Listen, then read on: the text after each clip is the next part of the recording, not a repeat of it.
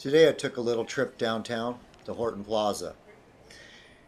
Yeah, a friend of mine, she said that she was going to be showing at some event called Thread, which is a fashion, crafts, blah, blah, blah, etc. sort of thing. So I rode my scooter downtown. One of the things is parking downtown is a kind of a hassle. Oh yeah, and this place is called Horton Plaza. It says Lyceum there. That's where the theater is. And it's not a movie theater, it's a live theater.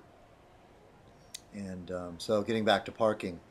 So I pulled my scooter in, and they have a little bar that comes down where you're supposed to get a receipt or a ticket. And I just drove right past it. And I was going to worry about that later. And then and then I went to look for the thread thing, and I took some of this footage as I was walking around. And one thing about Horton Plaza is the architecture is very strange. Oh, and there's a guy playing saxophone, and I don't know whether you'll be able to hear it over this, but maybe. And and Horton Plaza is named after some rich guy from around the turn of the century when San Diego was first getting built. All these people like Carnegie. No, if Carnegie wasn't here, but there's a guy named Scripps and Marston. Those are some of the names you'll hear around San Diego, famous people. And the other man is Horton Plaza.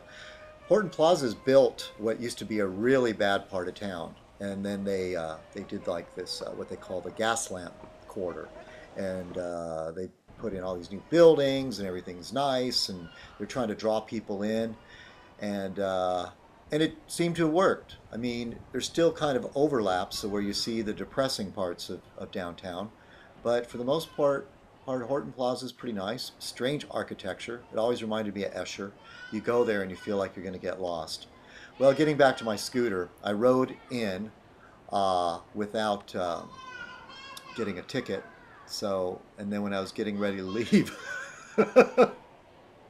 I said, well, I thought I was going to drive out through go out the inn, basically. And I was in one of those moods today where I was just making bad decisions. And I almost did it, but I'm glad I didn't. It would have been a big mess because then I would have been going directly into cars and they would have been tripping out and everything. So I decided to go out the normal way. And the woman, I thought she waved me through, and I started to go, and the gate was down. And I thought, well, great, they have some policy about free for motorcycles or scooters.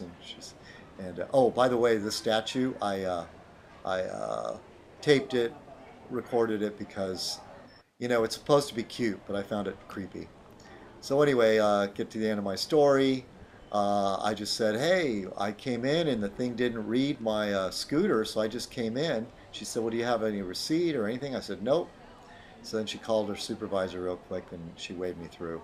So I don't know what I'm going to do next time. So anyway, I found the Thread event, but it turned out it cost $10 to get in. Man, I'm not going to spend $10 to walk around. I wasn't going to spend more than 10 minutes in there unless I was going to talk to my friend. And next time, if she lets me know about this, I'm going to get her to put me on the guest list. And as far as like the girl watching and the hot babes, they were all on the Thread event because they sure weren't out here today. All right, I'm still thinking whether I'm going to do a Fez Night, but I hope this whets your appetite. For Fez or no Fez. All right, later.